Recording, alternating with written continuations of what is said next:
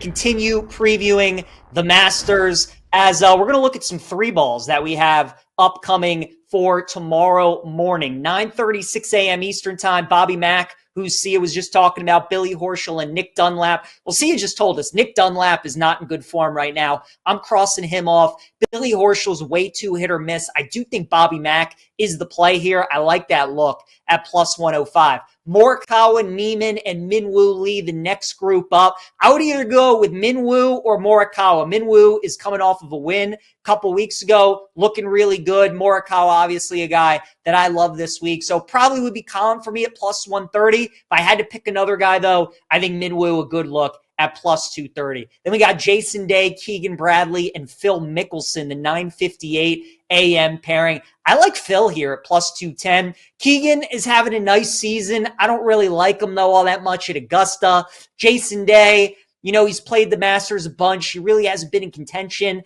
Phil has actually been playing pretty well on LIV here recently, and a couple years ago, he finished second. We know Phil knows his way around this course, just about the execution. At plus 210 for one round, I'm willing to take a bite on Phil, so I like that in his three ball. Scotty Scheffler, Justin Thomas, and then an amateur, Jose Luis Ballester in the 10-15 pairing. Scotty would be the play here. I don't want to lay minus 150 for him. It's going to be between JT and Scotty. You wouldn't think the amateur would shoot a better score than either of those guys. So in pretty much a head-to-head, you got to like Scotty against JT. Not something I want to bet, though, and lay a minus 150. Spieth, Hatton, and Tom Kim in the next group.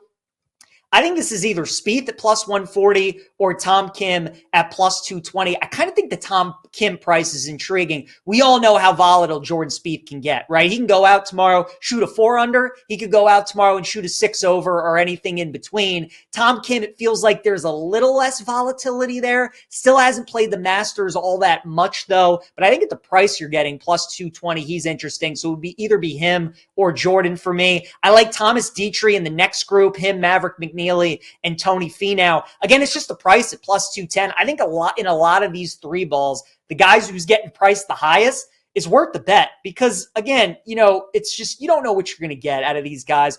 First major of the year, bunch of them have never really had a ton of success at Augusta. So Dietrich is a really good iron player. Think could have a good day tomorrow. So I like him at plus 210. Sergio Garcia, Daniel Berger, Lucas Glover up next. I would look at Sergio here at plus 150. You just heard Sia talk about how much he likes Glover, JJ Spawn for a top 40.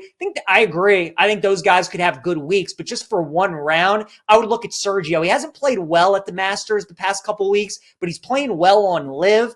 And I think the bad rounds are coming later on in the week, like maybe Saturday, Sunday, if he makes the cut. I think he could get off to a good start tomorrow. So I like Sergio plus 150. Then you got Cantlay, Matt Fitzpatrick, and Rasmus Højgaard. This would be Cantlay for me at plus 110. If you follow golf, you know the story on Cantlay. He's been a really good player the last 4 or 5 years in all the other events outside of the majors. Had a chance to win the Masters about 4 or 5 years ago, but outside of that, really hasn't been in contention here too much. But I think tomorrow could get off to a decent start. So I like Cantlay plus 110. And then finally, Koepka, Henley, and Sung Jae Im. This is an interesting one. Im's got good course history at the Masters, especially early rounds. He tends to play very well.